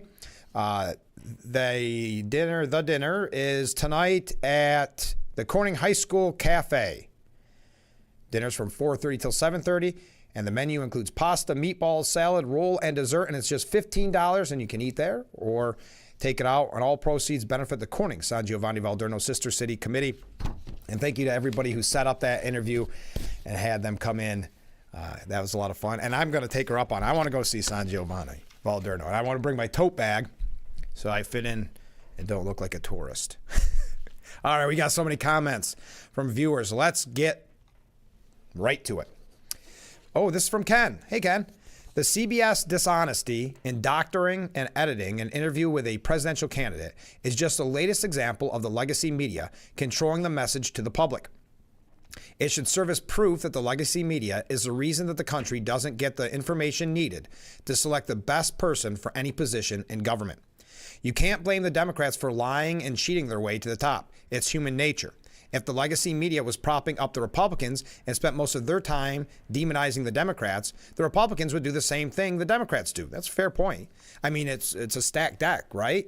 I mean, if you know the odds are in your favor, you're going to take that advantage, right? It is human nature. I couldn't agree more, Ken. So to recant something Trump has said, the legacy media are the real enemies of the people. We have the best country in the world. Imagine how much better it would be with an honest media. It is very frustrating because it's one thing, and I personally don't, it's one thing to, for time, cut an interview. It's another thing to deceptively edit it to make the answer look better for a candidate and have the audacity to show the original answer. And then when it starts to get negative attention for the candidate that they support, then edit it. That's how cocky the legacy media is. People say, well, aren't they concerned about money and this? No, it's a level of arrogance from being what they consider at the top for so long. It's one of the reasons why media is struggling so much. It's that arrogance. It's that untouchable feeling that they present. So I couldn't agree more. It's if they were only fair, and when you actually see something fair, like when you see a couple of those questions that were fair, it's almost shocking. It's like I said during the Vance-Walz debate. It was shocking, and I wasn't the only one shocked because you could tell Walz was when he got a follow-up question. Well, no, sir, the question was, can you answer this? And he wasn't ready for that because that is not typical. Number one, he wasn't ready for it because he hasn't been giving interviews and he hasn't been debating moderators like Vance had. But also, that isn't typical with the follow-up. And the same goes on 60 Minutes, and Harris didn't handle it well either. When the host asked follow-up, well, it's the real world. How are you going to pay for this? How are you going to do this? And she wasn't ready for it. So great comment. Thank you, Ken. Next comment from a different viewer. I brought this up before, and we'll do it again. I want to know where Harris is getting her campaign money. I mean, who in their right mind would give money to someone who is responsible for inflation and so on? This money must be coming from hostile foreign governments. We're going to get back to the discussion on the $1 billion in just a second. Thank you. Another comment from a different viewer. The commentary you have had, let me try again. The commentary you had before, the person that called, yes, that said Trump said he will be a dictator. That is exactly who the Democrats depend on for their voting bloc. If that person had actually listened to what and when Trump had said it, they would know that he said it sarcastically. To inform the viewer, Trump said he would drill, baby, drill, and close the border. That is it. Yeah, that is true. That is what he said. Yes, I think there is that idea that the left takes him seriously and doesn't take, the sarcasm. And that's why so often when he'll make a joke or whatever, they'll build it up and prop it up as if he said something so outrageous. When like that, in that instance, they know anybody reasonable watching it knows that it was done in sarcasm. But thank you, and we appreciate all comments. Last comment that I have here on the list, Frank, and this is in reference to Harris's team raking in $100 billion since Biden dropped out. Frank, I guess that's what Harris meant when she said the billionaires got to pay their fair share. To her, that's a good point. Yes, that seems to be her answer. It's so cliche, and it's not a big deal because politicians do it so often. They have their talking points, right? You expect it at the congressional level, Senate level, even local levels to an extent, at least statewide office. You don't necessarily expect the knee-jerk cliche talking point to be an answer from a national candidate, from a presidential candidate. Not saying that they're not going to use talking points. I'm not saying that at all. But when he says, how are you going to pay for your initiatives, and then just saying, not giving specifics, saying, first we're going to make billionaires pay their fair share. I don't know. Just there's kind of have you ever been to maybe a rally or a get-together where you can see the different level in politicians, as they move up the chain? That's why I had mentioned that it was shocking. I mentioned it with former Congressman Joe Sempolinski on the show, to see a national candidate like Tim Walz when he was clearly so nervous at the debate. There's just different levels. That's just the nature of it all. And so it's interesting to me when you see kind of a presidential campaign run as if it's a congressional campaign. Not even, because congressional campaigns would be giving more interviews if they had the opportunity, would be doing more press conferences if they had the opportunity. So anyway, Harris did rake in over $1 billion, and that's a number to take seriously, folks. This is going to give her the opportunity to get her quote-unquote message out. Not the specifics, but the message out to convince voters when she's not giving the interviews, when she's not doing the press conferences. Harris managed to get to the 1 billion tally. The New York Times first reported all of those fundraising figures also include money raised by her campaign, allied joint committees, and the Democratic National Committee. Her campaign has yet to publicly release its numbers for September, which has become customary ahead of the Federal Election Commission's deadline for public disclosures from the presidential campaign. So $1 billion raked in, but there is still a nervousness amongst Democrats. And you don't have to take my word for it. You can go to a place like The Hill, not necessarily a conservative-friendly outlet, saying Democrats start to hit the panic button. 2 months ago, even a month ago, they were feeling bullish about Vice President Harris's prospects of defeating former President Trump. But now, with less than a month to go until Election Day, they're increasingly worried about a number of issues plaguing the Democrat nominee's campaign. And that's why many speculated, and timing was not good because of Hurricane Milton and Hurricane Helena, but doing this quote-unquote media blitz with friendly outlets. But again, to the New York Post's argument the other day, who are you actually trying to persuade with these interviews? The people watching Stephen Colbert and The View are most likely supporters of Harris in the first place. So do you think you bring people over to your side by going to these friendly outlets? I think that's a very serious question the campaign has to look at. And will there be more interviews? We know now that Trump has said that there will not be a third debate. Well, second with her, but third debate, even though Fox News offered. Well, on Tuesday, there was grumbling from some Democrats about the vice president's interview on 60 Minutes. Yeah, it wasn't that good. I mean, it's simple as that. And we may talk about that. There's also concerns on everything from the static poll numbers and the race to the vice president's messaging and even her standing with men, not just white men, but black and Hispanic men too, her standing. Some of this perhaps can be chalked up to normal Democratic nerves ahead of what looks like it could be amongst the closest presidential elections in history. Either way, it's nerve-wracking for Democrats. And according to Mark Halperin, and you know him throughout the past as a political analyst. He says the internal private polling that he's seen, that Harris's team has been making, and most seem to think anyway, the internal polling is more accurate because you're not trying to just get what, like a CBS or an NBC trying to maybe prop up a candidate or help a candidate or make a news story out of it. They're trying to actually get the numbers to see where they have to go, what they have to do. That the private polling shows Kamala Harris is in huge trouble. I don't want to read his whole statement, but that the numbers do not look good for her if you look at her internal polling. But continuing, everything is deadlocked, and the composition of the electorate is unknowable.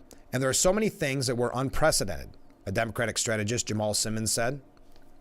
We can't look back with any level of security because we haven't had an African-American woman on the ticket. We haven't had a former president running again. We haven't had a campaign with 2 assassination attempts. We haven't switched out a candidate 2 months before Election Day before. And I would also add that in this scenario, you should mention that she didn't go through the primary process, that she wasn't actually selected by the Democrat voters to be the candidate, their candidate for president. So it's just hard to know, Simmons explained. If you're not nervous, you're not paying attention.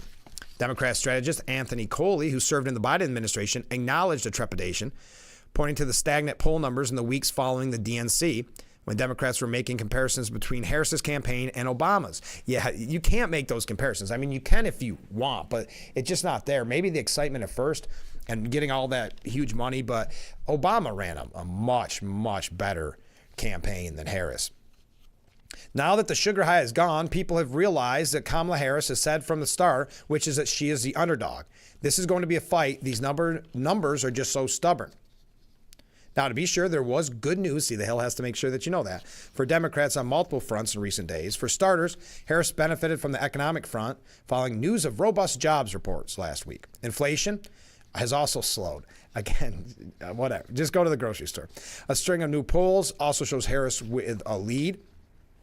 And there's something you've got to remember about that and why there is so much trepidation is because Donald Trump has historically pulled lower than what he actually gets come election day. Why is that? Because people are concerned because of media, because of the hate for Trump, that if you admit to somebody just randomly calling you on the phone and doing a poll, or admit to anybody that you're a Trump supporter, it could cost you family, friends, relationships, jobs. So they don't tell you. There's a mistrust in telling you who they support. But I don't want to go into the polling numbers, but Democrats are the first to acknowledge that they have walked around in a perpetual state of fear since the 2016 presidential race when Trump defeated Clinton in a surprise victory. Since then, they have vowed to keep the former president from returning to the Oval Office, a major reason why Biden was pressured out for Harris in July. We are Democrats. We are professionally nervous, said Democrat strategist Tim Hogan. Imagine not being able to believe in your positions enough, because going back to kind of what Ken said, you have the media in your back pocket. We know you have academia in your back pocket, Hollywood, et cetera, et cetera. The list goes on, and you still don't feel that you can convince the American people that your policies are any good and that you should win. It's amazing to me. And of course, they interview a few people that, are confident. Others saying it's a flip of a coin. I have a pit in my stomach. The donor attributed the feeling to several things, but mostly pointing to one major flaw. Harris's economic message isn't resonating. And the economy is issue number 1, 2, 3, 4, and 5, the donor said. For weeks, Harris has been criticized by Republicans for not doing interviews, an attack that became part of Trump's talking points at rallies and in his sit-downs with conservative media. Hold on. He's not just talking conservative media. If you look at Vance, he's been going everywhere. Also, it's not a talking point. I mean, the fact that the media isn't more upset about this is outrageous. But in the recent days, she has embarked on a media blitz. Again, can you call that a media blitz when she's on a podcast, a friendly podcast, she's on Stephen Colbert, et cetera, et cetera. The rash of interviews is part of a strategy aimed at speaking directly to much-needed voting blocs that are still undecided, including Black and Hispanic voters. While Democrats said they were pleased to see Harris on a whirlwind media tour, that's whirlwind for a presidential candidate anyway, they also criticized her messaging on key issues, including the economy and immigration. In the 60 Minutes interview, one Democrat strategist praised her comments on owning and shooting a gun, which they said would appeal to moderates who are tired of Trump. But at the same time, Harris's comments largely fell flat, the strategist said.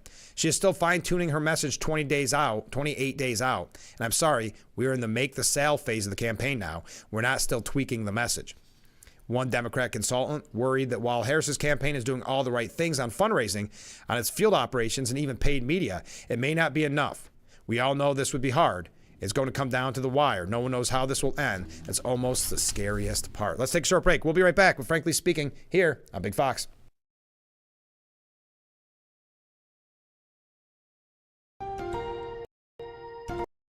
If you're on supplemental oxygen, heavy and awkward tanks are a burden. Now you can leave home and leave the tanks behind with Inogen One, the portable oxygen concentrator you can take almost anywhere. With this little device, now I'm able to do the things that I've always loved. I just press the button here, and there's my oxygen. The Inogen One is so small and light, you're free to leave the house without the hassles of an oxygen tank. I could play golf again. I could go grocery shopping. I'm free again. With the Inogen, I can handle my own oxygen. I can carry my own oxygen. I go anywhere with this. Look how small it is. And right now, you can try an Inogen One for 30 days completely risk-free. Give us a call right now. If you qualify, we'll send you an Inogen system to use for 30 days completely risk-free. Your insurance may even cover your new Inogen One system. If you're on oxygen, you need to be using an Inogen. Call 1-800-929-7290. Again, that's 1-800-929-7290. Sheldon and Missy face off in... Why can't we watch DuckTales? Because we don't learn anything. Book smarts versus street smarts. Is it working? Are you feeling motivated? Very. It's the battle of twins. Life is so confusing. I always hoped it would be easier for me when I grew up. It's gonna be all right. You were faking. Bazinga. Young Sheldon. Weeknights at 6:30 on Big Fox. The Frankly Speaking Roof Cam brought to you by Boss Security in Horseheads. Contact Boss Security for all your business and home security needs. Overlooking Market Street this morning, a cold morning. Welcome back. We're broadcasting live and wrapping things up here from the Hesselson's studio. Wow, we have so many comments coming in. I'm not going to be able to get to all of them. I apologize, but here we go. A large share of that donation, meaning the $1 billion that Harris has received, probably came from Trump lawfare. Thank you. A different comment. If American billionaires are funding Harris's campaign, then this should raise eyebrows, given that she said she wants to raise taxes for the billionaires. Another comment. How many more ways can it be proven that the rich have the ability to pass along higher costs to themselves? Also, they will move their money and companies to a foreign land to avoid having to pay higher taxes. Democrat policies do nothing but hurt American companies and benefit foreign companies. Hence what the NAFTA trade agreements began. Thank you very much. And final comment here from Ken. Unfortunately, I'm suspicious on anything political. How do we know that Harris's campaign raised $1 billion? Then they said they raised a huge amount of money. The sheeple will assume that most voters are pulling for Harris, and as good sheeple, they will follow the flock. Thank you, Ken. Well, that just about does it for today. A couple last quick things. Buckle up. James Carville, the Raging Cajun, was on MSNBC's The Beat.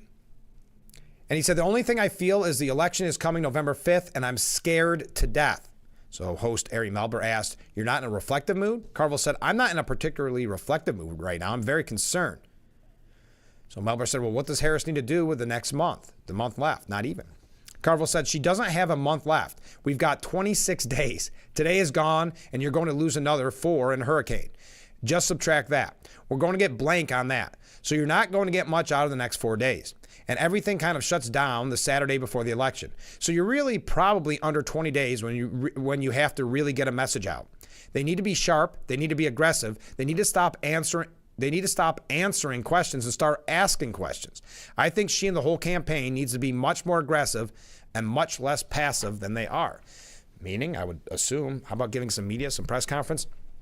Joe Concha from Fox said Kamala Harris's pre-election media blitz didn't make her look any better. It was just a massive flop. And you can find that piece for yourself at the New York Post. Many Americans still don't know who Kamala Harris is or what she stands for, which is why she set out on this misbegotten mission in the first place. We know who Donald Trump is, but Harris is the Etch-a-Sketch candidate who says so very much without telling us anything at all. We are completely out of time for today's edition of Frankly Speaking. Thank you to our friends from San Giovanni Valderno, Italy, for being on the program this morning. I hope that you can make it to their pasta dinner fundraiser for the Corning City Sister Cities Committee. The pasta dinner fundraiser is tonight at the Corning High School cafeteria. Dinner 4:30 till 7:30 p.m., just $15, and all proceeds benefit the Corning San Giovanni Valderno Sister City Committee. Had a blast talking with the kids and the teachers. Thank you so much. Please join us tomorrow morning and every weekday morning, starting at 6 a.m. for Frankly Speaking, only on WYDC TV, Big Fox. Have a great day, everyone. This show went good, didn't it? I feel good about this show. We'll see you tomorrow morning. Look forward to it already.